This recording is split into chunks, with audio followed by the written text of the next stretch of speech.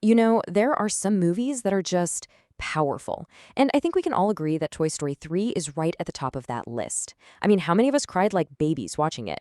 So today we're going to do a deep dive and break down exactly why this story about friendship, loss, and saying goodbye hits us so hard every single time.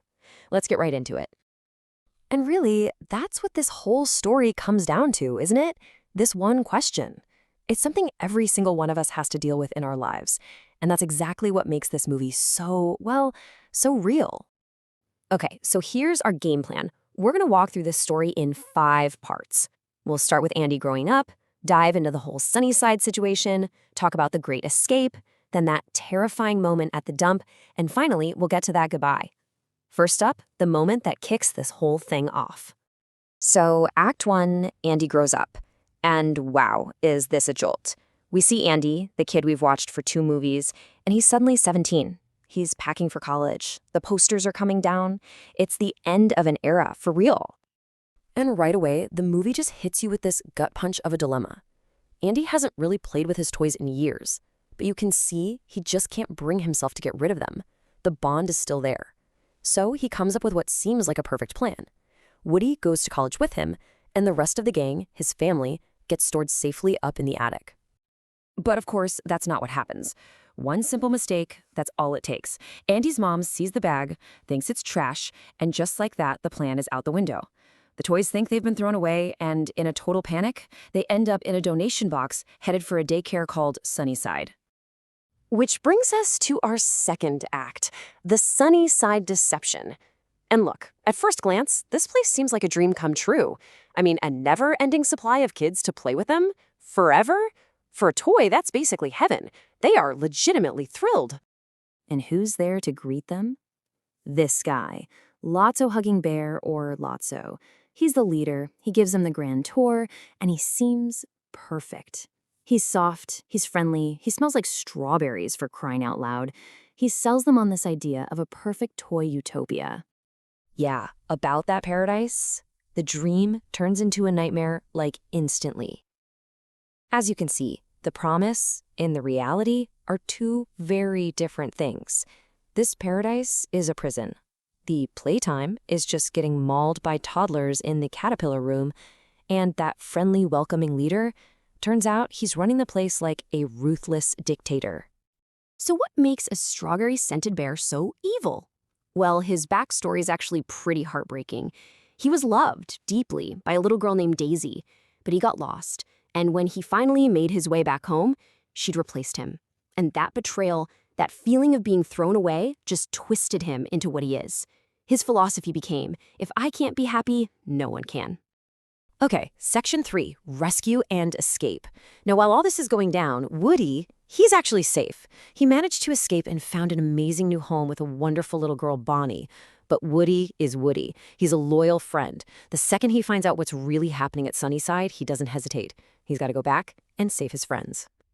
And this is where we get this incredible escape plan. Seriously, it's like a Prison Break movie, but with toys. Woody isn't just a cowboy doll, he's a brilliant leader.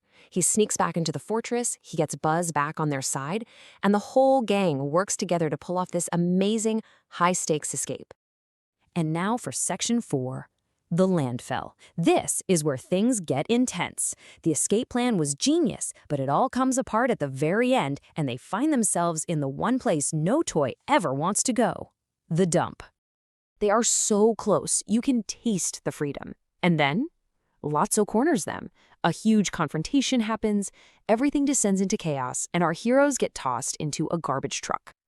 And just like that, they're all trapped in a garbage truck, headed for the landfill. There's literally no going back now. I'm not kidding. This next scene, it is one of the most terrifying, heart-stopping moments in any movie, period. They're on a conveyor belt, being dragged toward this massive, roaring furnace, and you genuinely believe this is it. This is the end for them. And then comes the moment that just breaks everyone. There's no escape. They know it. So they stop struggling, they look at each other, and they just hold hands. They decide to face the end together, as a family. It's devastating. But then, just when all hope is lost, you hear that sound, the claw. The little green aliens, who've been a running gag for the whole series, become the ultimate heroes. They're controlling a giant crane, and they swoop down and save everyone at the last possible second. It's perfect. All right, Section 5, the goodbye. After surviving certain death, the toys manage to get back to Andy's house. But it's this incredibly bittersweet moment because they know they've made it back just in time to say goodbye for good. And this is where Woody shows us why he's the heart of this whole thing. He has this incredibly painful but selfless realization. Their time with Andy is over. But he saw how Bonnie plays. He knows she could give his family a new life. So he makes a choice that's heartbreaking for him, but beautiful for everyone else. And the way it unfolds is just masterful. Woody leaves a little note that leads Andy to Bonnie's house, and what follows is the most perfect goodbye you could imagine. Andy doesn't just drop off a box, no. He takes them out one by one. He tells Bonnie their names, their stories. He's literally passing his childhood on to someone he knows will love it. And then, as Andy drives off to college to start his new life, Woody is watching from the porch. And he just says it. That simple, perfect, soul-crushing line. So long, partner. It's the end of an era. Just gets you every time. So when you boil it all down, Toy Story 3 isn't really a movie about talking toys. It's about us. It's about how growing up is painful, but it's something we all have to do. It's about how letting go of something you love can be the most beautiful thing you can do. And it's about how those childhood memories, they never really leave us. And that kind of leaves us with one final thought, doesn't it? The movie is all about Andy finally letting go of these physical pieces of his childhood. And it really makes you stop and ask yourself, what are the memories, what are the things that are hardest for you to let go of?